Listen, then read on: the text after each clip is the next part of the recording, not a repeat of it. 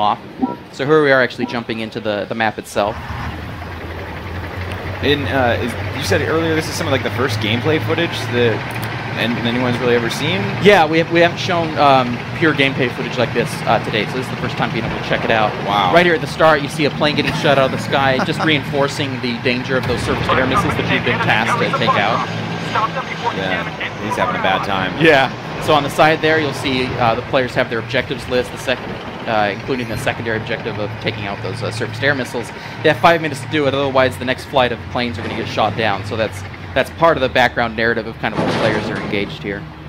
We nailed them. So here we have the T-80 with its trusty battle log in the back there. That's the Russian main battle tank. Now, can you switch between tanks? No, each player is in control of an individual tank. We're just switching camera view just to give you an idea of kind of how the different vehicles are playing. Perfect. This is the Stingray 2, and what he did there is he actually just fired off some smoke grenades. Smoke grenades provide essentially temporary cover from being spotted by the enemy, and so he's able to do that. You can use that opportunity to go take some cover, or get out of the line of sight, or finish someone off before they can see you. It's kind of one of the examples of different options the players have to equip their vehicles with. And I see a couple different views here, like they're using different cannons? Yeah, well, they're able to switch to a first-person view to line up those shots a little easier. Okay. So this vehicle here is actually the Leopard 2A5. It's a main battle tank, a very powerful machine out of Germany. Mounted on the back of his turret there is an example of another piece of modern military technology. You can see that little thing sticking up in the back there. That's R2-D2 looking? Yeah, it's an active protection system. It's designed to intercept and shoot down incoming enemy missiles. So it's a powerful defensive option available to some of the higher tier vehicles in the game. Cool. It actually looked a lot more like Wally. Yeah, it's Wally, but he shoots missiles down. So tight. It's wartime Wally. So here we have the M1128 MGS we talked about a little earlier. He's just taking some long-distance shots there. So we actually model the armor on these vehicles. So there are vulnerable points, there are hard points that are very difficult to do damage to. Okay. So players will typically want to go for either sides or the backs of the vehicles because the fronts tend to be a lot more armored. And he took some damage there, took a pretty heavy hit. Yeah, I see tank that. status is down on the bottom left there.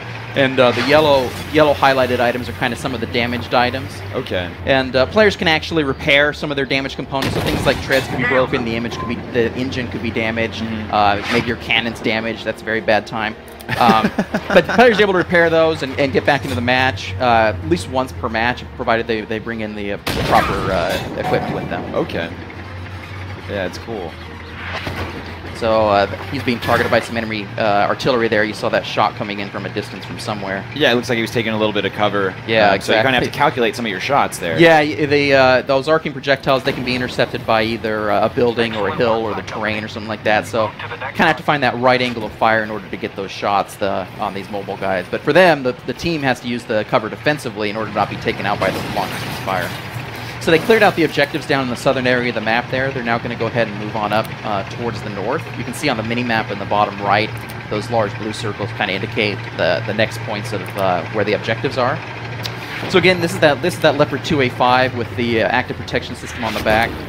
Leopard 2A5 was actually the first vehicle that we modeled internally. So it's kind of always been our test bed for every new feature we put in the game, including that camo net that you can see on it. It just fired an anti-tank guided missile.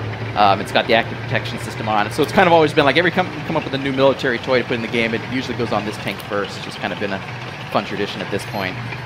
Oh, sick, a little water action. Yeah, as long as it's shallow enough, you're okay. You don't want to. This thing is not going to go swimming in the lake. It's not going to James Bond just straight up turn into a boat and just take you wherever you want to go. Forget it, I'm out of this battle, guys. Yeah. Not even trying. Done. Just bailing. No, so it's safe in the shallow water though. So that's totally fine. That's cool. That's awesome. There's a ton of different terrain. This map seems pretty complicated here, or not complicated, but like diverse. Yeah, and this is just one of the examples of many environments that we're featuring here in the game. You know, we're also taking the players to some traditional desert-looking style maps, some interesting-looking refineries and factories. We have a port city is one of the maps as well. We also have a winter snow blanket city. So a lot of variety on the different maps, and the artists go crazy with just making them look awesome. We nailed them. So there he's firing again the anti-tank guided missiles. Those are slower projectiles, but they hit a lot harder. Now you see the blinking on the side there for the secondary objective. They're just out of time. Yes. They only got 2 out of the 3 surface-to-air missile launchers, so unfortunately, one of those planes isn't going to make it out of here. Yeah, it's way to go, team. Yeah, great job, guys. Yeah. But you know, ideally the players would take out all 3 of those and get those planes across safely and receive the additional reward too.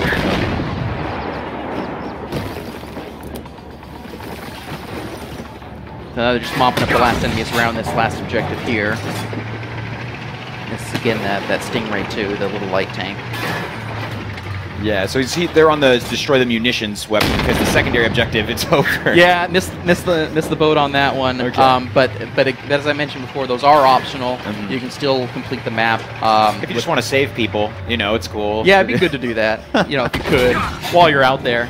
No, but the primary objectives are really the mandatory things in order to be successful. Okay. And then the secondary objectives typically have some type of challenge element to them, so not everyone's going to be able to do them every time. In this case, it was a timer. Some of them might require synchronization or coordination or some other extra element that's going to require players to work together in order to pull it off. Speaking of extra elements, I do see an interesting challenge over there, destroy an enemy vehicle while ramming into it. So there's also some collision damage.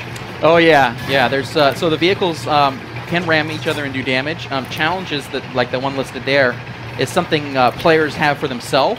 So he has that challenge. The other players do not have that challenge necessarily. They may have some other challenge.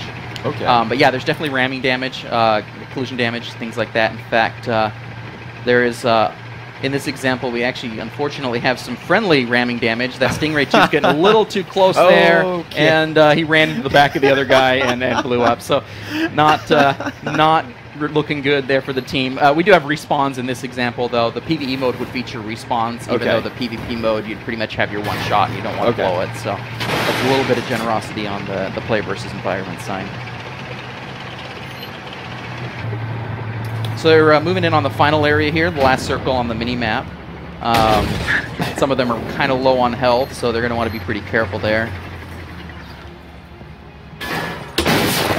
So he's going to throw out the smoke grenades, give himself some cover. That'll keep him from taking some shots from the enemy there, provided he's at a good angle. So here we have, he's aiming at that surface-to-air missile silo. It's unfortunately empty. That's a spike kill anyway. Not going to get credit for that, but whatever. Makes up for missing it earlier, maybe. Hey man, whatever. Sometimes you just gotta blow something up, right? that'll teach it. All right, so sending some more. Seems pretty far, like some long distance stuff. This is like a lot of ranged action. Of course, they're tanks. They're tanks. Of course, there's gonna be some ranged action, but yeah, there's some seriously awesome long distance shots here. Yeah, so the players can go into that first person perspective just to better align up that shot. So it looks like they're gonna blink the area with smoke grenades here, get some final cover while they mop up those final enemy vehicles. But yeah, the vehicles are designed to engage at a variety of ranges, so they can, like, especially those tank destroyers I was talking about earlier, very high accuracy from a long distance. Vehicles with anti-tank guided missiles, you can guide those in from long range, also very effective. Now remind us again for people that might have just popped in and maybe they just got here 5 minutes ago and they're like, wait, what am I watching right now? Watching Armored Warfare, of course, and there's quite a few different tanks, like you just said. There's these long distance tanks. Yeah, so you know, here you have this main battle tank here and another one to his side.